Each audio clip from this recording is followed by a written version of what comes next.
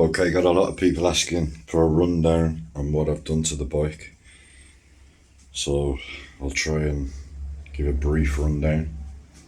I can't remember half the names of the parts.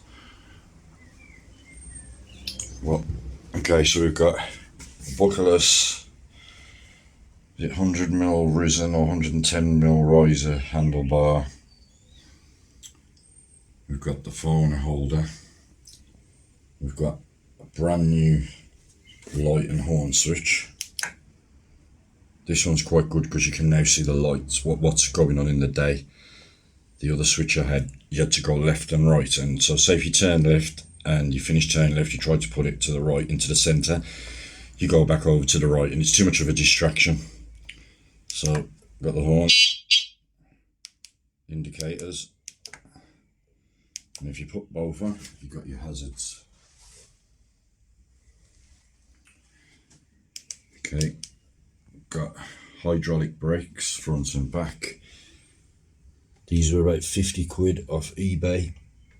As you can see, I've got extra bolts padding it out because they don't quite fit, but they are perfect once you do your little mods. And on the back, I have had to grind down underneath, inside and on the back because it touches the brake disc rotor.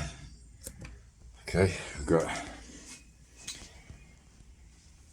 ignition key starter.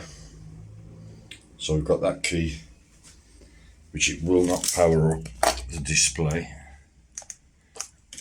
until this is on. We've got a second key for the original battery, 12.8 amps.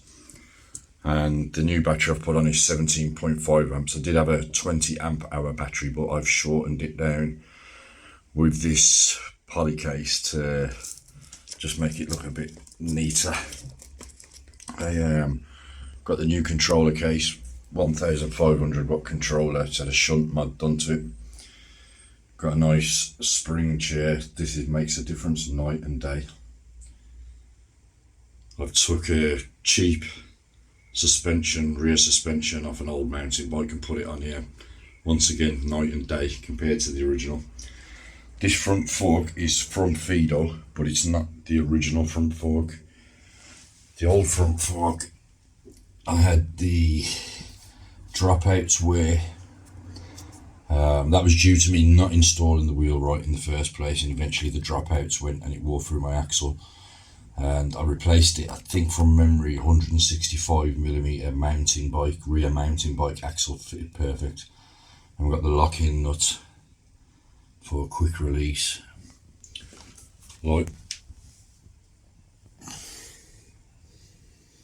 my friend gave me that sticker, but that's going to get changed to a skull and crossbones.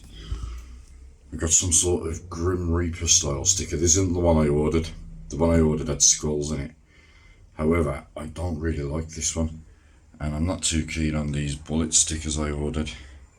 They're a bit put on randomly. I like the tears, so I might keep these tears on, get some more tears, remove these bullets and find something else. Okay, what else would I recommend and what have I done? I would recommend, if you've got 500 watt or more, even if you've got a 500 watt standard bike, get torque motors, torque bars.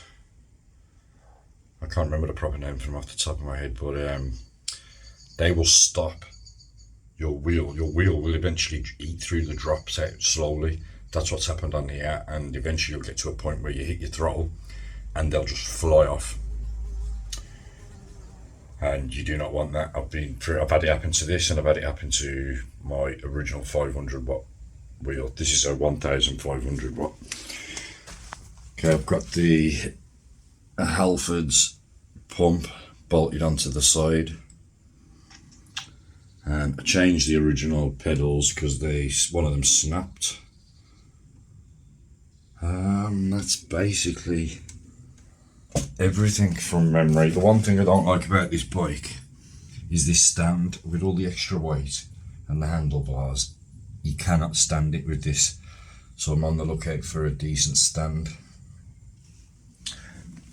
I've changed the original mud guards. I've got that one on for the front. Can do it a bit of straightening out, but that's not a problem. And the rear one, you'll see these sets on eBay, it's no good. It's not strong enough. And also, they're too short. And the original one, that goes from here around to about here, is also too short, it ends here. But that's going to go on in the next few days, and you can buy a part that fits on the end, so I'll fit the end on, and that will stop the problem, because I was having water spray up when I'm riding and hit me. And that's basically the rundown. Oh yeah, one more thing. Got the QC3 USB quick charger, can do like Huawei phones. However, I had a DC-DC buck converter to step down the voltage from the 48 volts down to 12 to 24 needed for this USB. However, my buck converter has gone, no idea why. And there's also GPS. I've took it out at the moment because I need the buck converter. In the next 2 weeks I'll be getting a buck converter, unless I can find one in a household appliance. I might look for, I heard that some of these lights have got a buck converter built in, and I've got two older ones that are damaged, but they might, I'll experiment with them with the electric meter and see if what wattage what voltage they put out.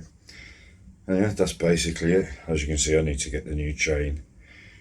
I'll get the new chain when I upgrade the cog to a, is it a 58 tooth? I can't remember. There's a guy in here, Dragon Rides, and he's got a bigger cog or whatever, I can't remember the name of it, crank.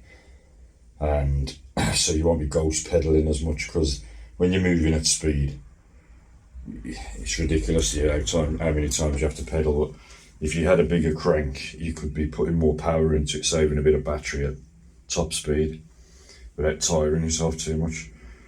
Also, this pump, one thing, if you get a pump like this, let me see if I can show you from underneath. They've got like a